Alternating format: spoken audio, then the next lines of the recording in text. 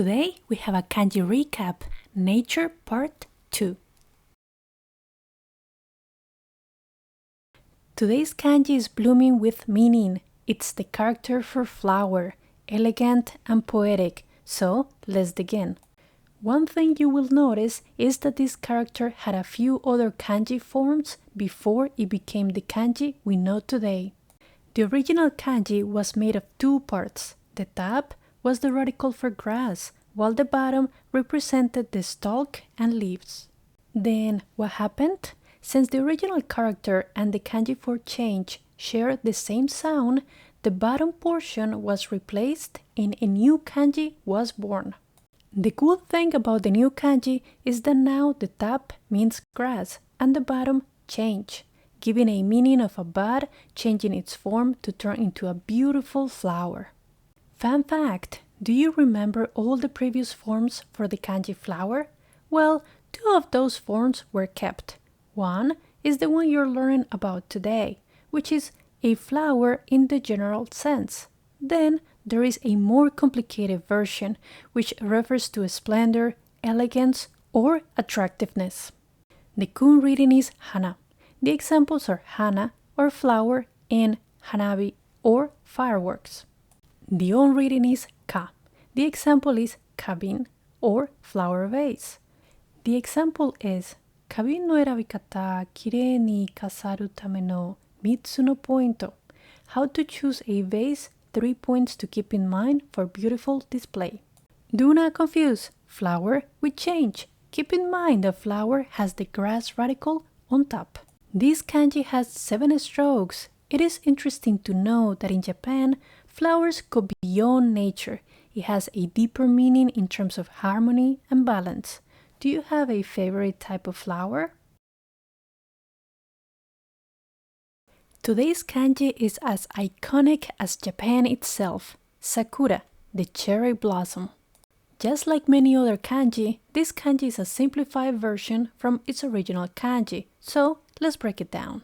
The original kanji was composed of two parts. The left is the radical for, yes, it is a tree, because a sakura is a tree. Pretty simple.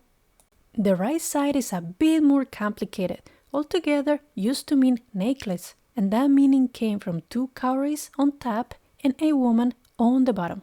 So, what does a tree and a necklace have to do with sakura? Well, you see, some sakura trees bear fruits that look just like beads in a necklace. And then, as usual, it was also a phonetic character. Then, what about the current kanji? Well, the two cowries on top just got a quick simplification into what looks like 3 small lines on top.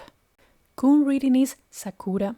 The examples are sakura or cherry blossom and sakurambu or cherry fruit. The sentence is, Sakura no miwakekata shitemasu ka? Do you know how to recognize the sakura? Fun fact, sakura is linked to the word hanami, or cherry blossom viewing. It's a major event in Japan every spring, with people gathering under the blooming trees for picnics and celebrations. Do not confuse sakura with watchtower. When sakura was simplified, it ended up with the katakana tsu on top. Watchtower has rise instead. This kanji has 10 strokes. The beauty of sakura has inspired countless works of arts, poems, and stories throughout Japanese history. It's a timeless motif representing spring, beauty, and the ephemeral nature of existence. Let's sit down and relax for a bit with a stress-free kanji, the kanji fountain. Although this kanji was originally all in one piece, it ended up being divided into 2 parts. Do you recognize the kanji on the bottom? Yes, it is the kanji for water. The kanji on the top is not the kanji for white. It was a spring mouth that with time took the shape of what looks like the kanji of white. The kun reading is izumi. The example is izumi or fountain. The sentence is Hoshi no kabi, yume no izumi no monogatari. Kirby's Star tells of the fountains of dreams. The on reading is sen. The examples are onsen or hot spring and sensui or garden pond. Fun fact, this kanji can be found in the word hot spring, and here are a few facts about Japanese onsen. 1. People put a towel on their head to prevent dizziness. 2. There are 10 types of spring water in Japan. 3. Onsen have been considered gifts from the gods. And 4th, tattoos are taboo in most Japanese onsen. Do not confuse fountain with field. The clear thing about fountain is that it has the water rushing on the bottom. This kanji has 9 strokes. Have you ever been at a Japanese hot spring before? What was your experience? Type it in the comments. To all the ocean lovers and kanji surfers out there, we have a pretty one today, the kanji for wave. Please join me in this ride. Let's start by looking at the left, which is the radical of water. Now the right, it used to mean surface or skin, and it also represented the phonetic character. What happens if something touches the surface of the water? Well, it creates waves. Pretty simple. The kun reading is nami. The example is nami or wave. The sentence is tsukareta kokoro ni yasashii nami no oto no kouka. The soothing effect of the sound waves on a tired mind. Fun fact, just like in English, this kanji and word wave can also be used to describe emotional fluctuations of waves. For example, kanjo no nami means waves of emotion. The on reading is ha. The examples are hakyu or spread and denpa or radio wave. Do not confuse the kanji wave with the kanji skin or leather. Remember that wave has to have the water radical. This kanji has 8 strokes. Do you know that the word tsunami has this kanji and that the actual translation is harbor wave? Definitely a word that expresses a lot of power. Imagine a hidden place woven with care, branch by branch, a place where life begins. What would you call that place? That's right, a nest.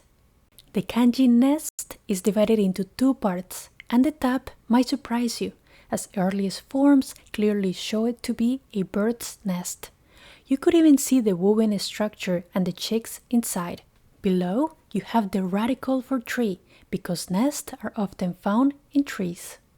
The character we know today was actually simplified from the Chinese version, but the feeling stayed, a woven place hidden in the trees.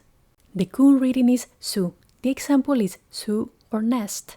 The sentence is sekai no tori no su no hon, bird's nest of the world. Fun fact, this kanji is found in the idiom sudatsu, or to leave the nest.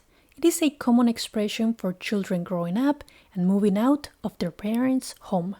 The on reading is so. The example is eiso or building a nest. Do not confuse nest with simple. Very similar, but do you see the difference? Nest has the tree. I hope you got it.